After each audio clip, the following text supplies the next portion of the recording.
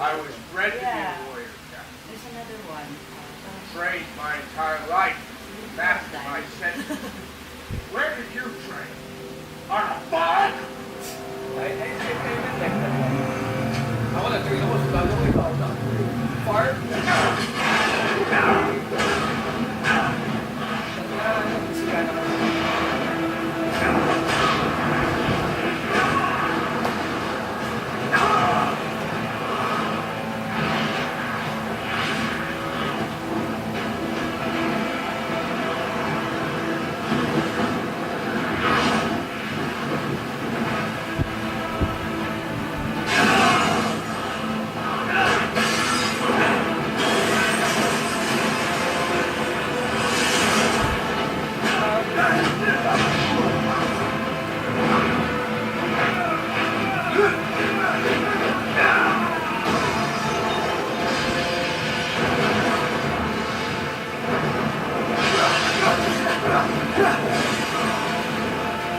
The cartoons showed this. It's just this yung na cartoons, maraming ganyan.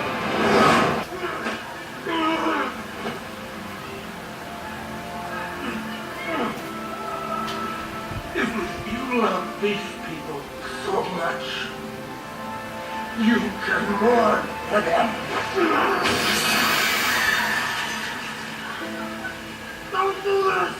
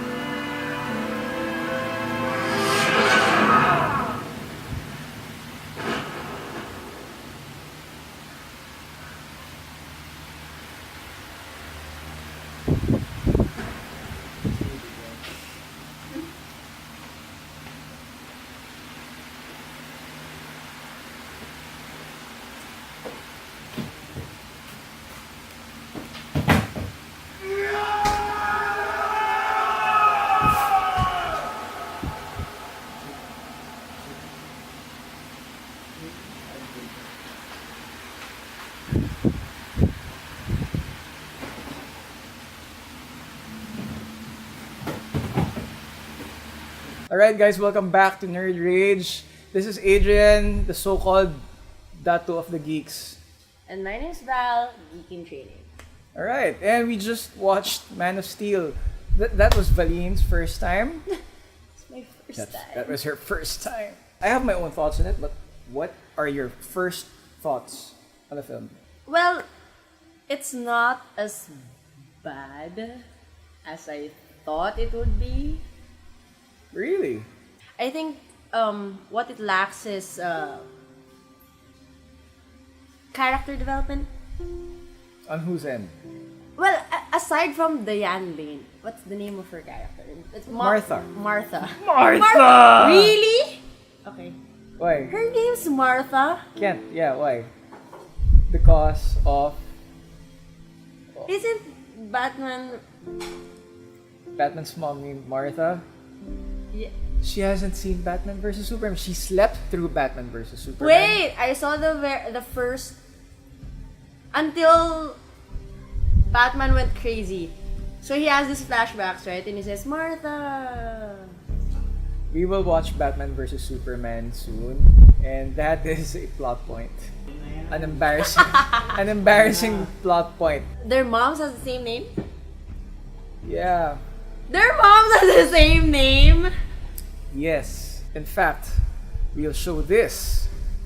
We'll show Val a video courtesy of the Next Con page over at Facebook. Why did you say that name? Martha, why did you say that name? Stop! Please, stop! Why did you say that name? It's his mother's name! It's his mother's name.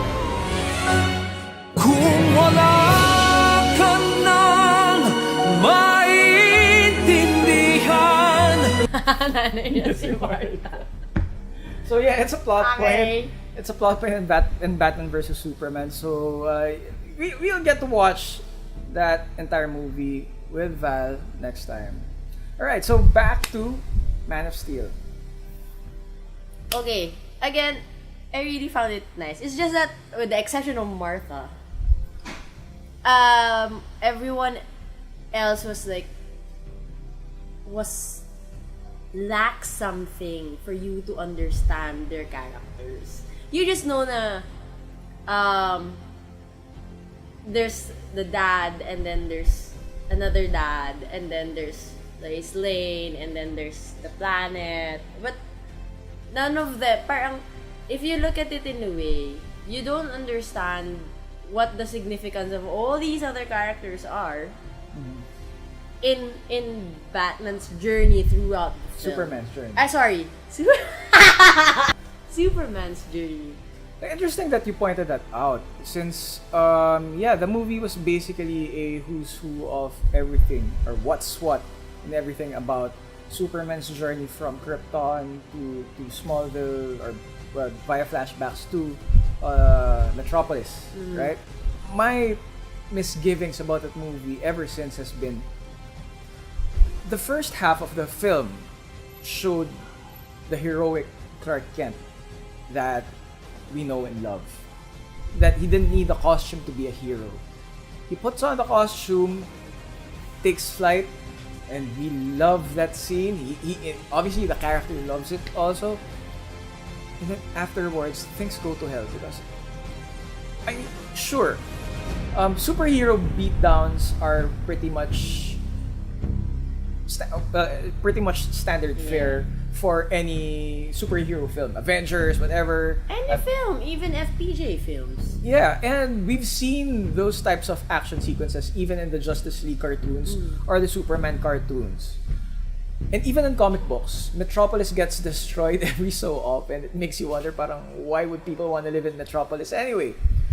Having said that though, while I understand Zack Snyder's desire to show the real world consequences of having a god here on Earth, the fact that Jor-El told Superman that he will inspire people will follow him into the sun.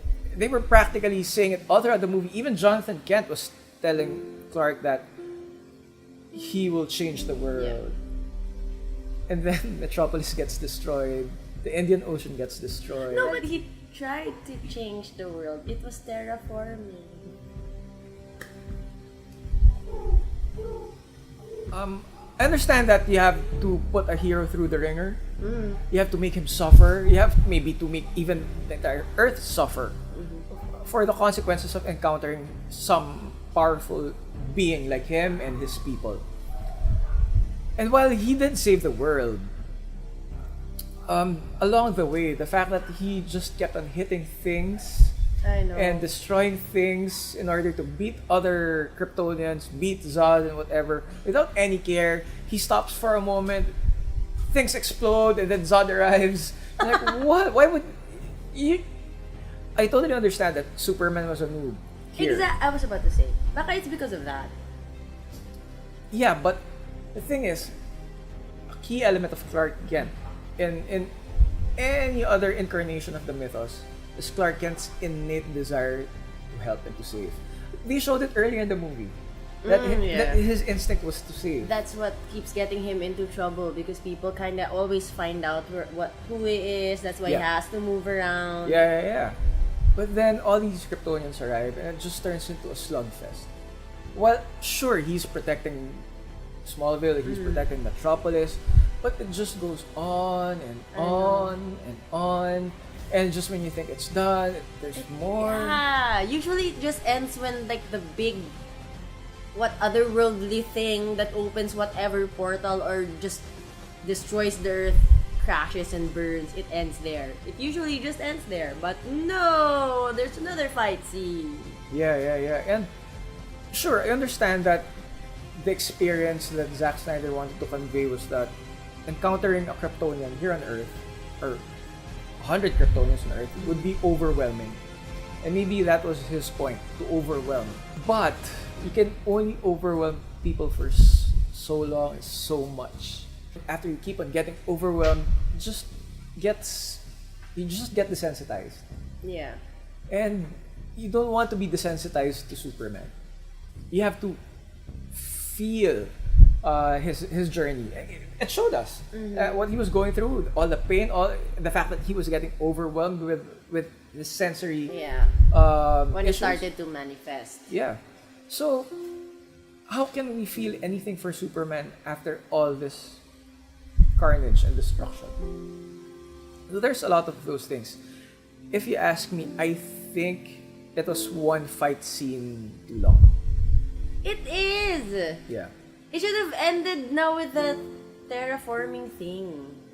But if it ended with the terraforming thing, and then Zod gets sucked into the phantom or into the singularity along with the rest, it makes for a boring ending. It doesn't. Or I'm just comparing it to a Marvel movie that we all know. Yeah. Of course, there's a danger with the Marvel movies, the fact that it's formulaic, and you know how things are gonna go. Yeah. Having said that, though, one thing the Avengers did perfectly was that Captain America made sure that the Avengers were taking care of collateral damage or limiting the collateral damage to their immediate area. Yeah. That was Captain America's first thought. And sure, he was a soldier. Sure, he's been through a lot of battles and all that. And this was Superman's first big slugfest, and he did no squat. But again, it should be innate. The journey there showed that Clark Kent had an innate thing. Sense of compassion. Yeah. I think that's where it lacks eh. Kasi if you look at the character, diba? Character development of the mom and the dad, of the Amden and who's the dad? Robin Hood, Prince of Thieves. Him. Kevin Costner. It wasn't established that compassion for other people includes also, you know, less collateral damage, just keeping everyone safe.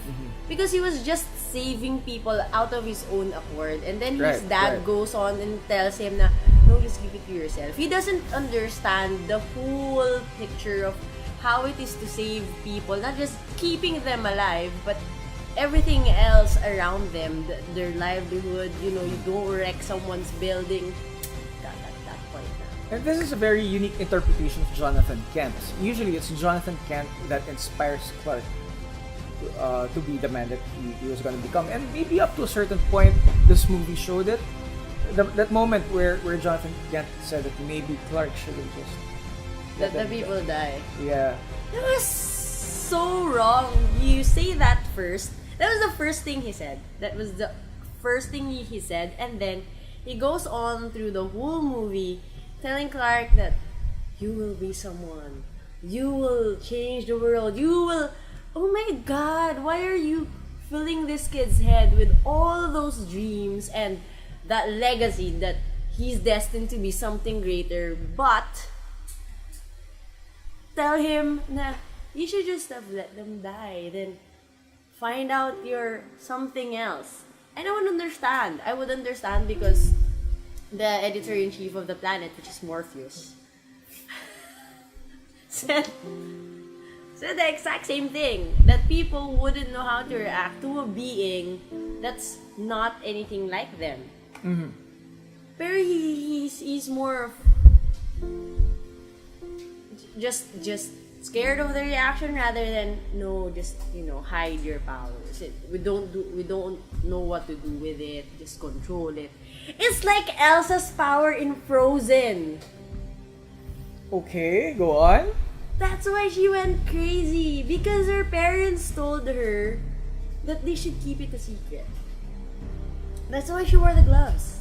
And she couldn't control it. Right. It actually makes sense. Frozen. Yes, it actually makes sense. I think ultimately, Zack Snyder's problem here has been he really doesn't understand Superman. Maybe he's like me. I'm not a comic book reader. Well, he is. He He is a major comic book reader, but as evidenced by his films, he did 300, he did Watchmen, really great ones. Well, Watchmen's Like Watchmen. debatable. Yeah. Oh! Okay. Yeah, next but time. yeah, I mean debatable for some people. I loved Watchmen. I love Watchmen. But I think Watchmen should have been a mini-series. Rather than a movie. Yeah. Like American Gods. Yeah, having said that though, and I know Zack Snyder's, we know Zack Snyder's trying to take a break because of personal stuff that happened to him. I remember reading an interview when he was still being rumored to be directing Superman, people were asking him, would you want to direct Superman or something like that? And he was like, I wouldn't know what to do with it. So when they announced him, I was like, oh, okay. Is he the right director? Yeah. And I think I've been proven right based on Batman vs Superman. He did Batman well, but his perception of Superman is kind of bleak. And Superman should be all about optimism from the get-go. Based from the way his other movies looked, I think he's more of the brooding kind of director. It's like how you compartmentalize directors, like Wes Anderson's his Call for One, and Kill Bill director Quentin Tarantino always has this bloodshed. I think Snyder is this dark, deconstructed movies. I think that's it. And Superman didn't work for him because Superman is all about hope. I guess that's where the disconnect. Alright, so those are our thoughts on Man of Steel, her first time. So what do you guys think? Let us know in the comment section. So long, guys.